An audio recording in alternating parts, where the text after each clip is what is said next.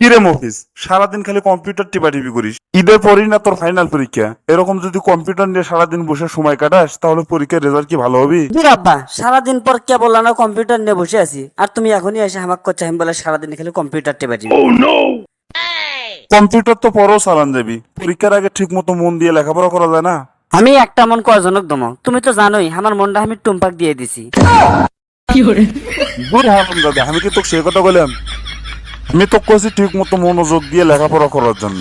ঈদের পরে পরীক্ষা আছে, যদি মনোযোগ দিয়ে লেখাপড়া না করিস তাহলে কি পরীক্ষার রেজাল্ট তোর ভালো হবে? তাই এখনো বলছি তাড়াতাড়ি সুন্দর করে মনোযোগ দিয়ে লেখাপড়া কর। উল্টো পাল্টা মাথার মধ্যে চিন্তাগুলো বার করে ফেলে দি। দূর, আমি যখনই না কম্পিউটার নিয়ে বসি তখনই তুমি খালি উল্টো পাল্টা কথা কও আর খালি সিলে সিলি করো। থাক মই না, আর আমি আমি বাইরে গেলাম, ভাল লাগছে না এখন, বাইরে থেকে ঘুরে আসি আগে। কি যে করি ভাল লাগতেছে না, এনা কম্পিউটার নিয়ে বসলে আমার বাপা যা সিলে সিলে শুরু করছে। কি রে, টুম্পানে আমাকে দেখা করার করছিল, ওর সাথে যদি এখন দেখা না করি তাহলে তো আমার খবর আছে আজকে। না, তাড়াতাড়ি যাই, ওই মনে হয় এসে বসে আছে। কি গো টুম্পা, তুমি হঠাৎ করে আমাকে দেখা করার হলে কে পরীক্ষার আগে? কি হয়েছে তোমার, কত দেখি শুনি। কি আর হবি, তোমার তো কোনো হুশ টুস কিছুই নাই। সামনে যে ঈদ আসতেছে, তোমার কি হুশ নাই যে গার্লফ্রেন্ডকে ঈদের মধ্যে কোনো কিছু কিনে দেওয়া লাগবে? তাই তো কই, এত জরুরি তলব কে? কি হলো, আমাকে মার্কেট করে দিবে কতদিন? তাছাড়া আমার তো একটা থ্রি পিস নাই, সবগুলো পুরাতন হয়ে গেছে। তোমাকে না রোজার ঈদে 5টা 3 পিস একবারে কিনে দিলাম। ওই 5টা কি এখনো আছে? ওই 5টার মধ্যে আমি নিছি একটা, আমার ছোট বোন নিছে 2 আর মেজো বোন নিছে 3 দিয়ে। এইবার হয়েছে, ওর সাথে প্রেম করবে যায় ওর 14 গোষ্ঠীর কাপড় চাপড় কিনে দেওয়া লাগিচ্ছে। আচ্ছা টুম্পা, আমার কথা শোনো, তুমি তো জানি আমি ইনকাম করার ভাই না।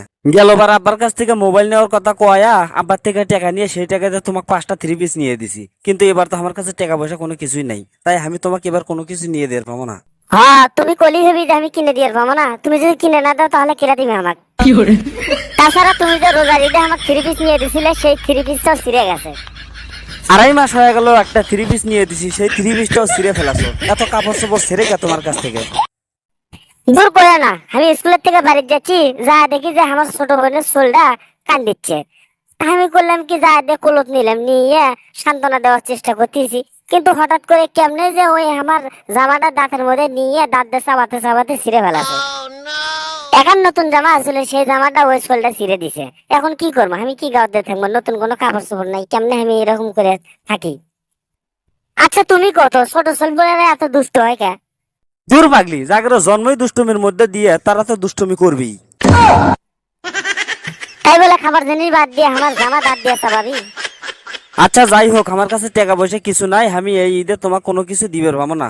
তুমি এক কাম করো, তোমার বাবার কাছ থেকে এবার ঈদের মার্কেট করে নাও। হ্যাঁ, তোমার যে আর কথা, আব্বা ডাইরেক্ট কয়ে দিছে, কয় তোরা বড় হয়ে গেছো, আর তো করে কোনো কাপড় চোপড় কোনো কিছু আমি কিনে দিয়ে পাবো না। আব্বা এই কথাও কইছে, কয় লাগলে 12টা প্রেম করবো, 12 মাসে 12 জনের কাছ থেকে 12টা থ্রি পিস নিবো, তাহলে আমাকে আর কোনো কাপড় চোপড় কিনে দেওয়া লাগবে না। খালি কয় কি রে? তাহলে না জানি আমি কয় নাম্বার সিরিয়ালে আছি আল্লাহই জানে। না, এর সাথে আর সম্পর্ক রাখা যাবে না। এর সাথে বেশি দিন সম্পর্ক রাখলে ফকির হতে সময় লাগবে না। হ্যালো বন্ধুরা, আজকের মতো এখানেই শেষ করছি। ভিডিওটি ভালো লাগলে লাইক কমেন্ট করতে ভুলবেন না। আর এরকম আরো মজার মজার ভিডিও পেতে আমাদের উত্তরবঙ্গের আড্ডা চ্যানেলটি সাবস্ক্রাইব করে এবং পাশে থাকা বেল বাটনটি চেপে রাখুন। ভালো থাকুন, সুস্থ থাকুন, আবার দেখা হবে পরবর্তী ভিডিওতে।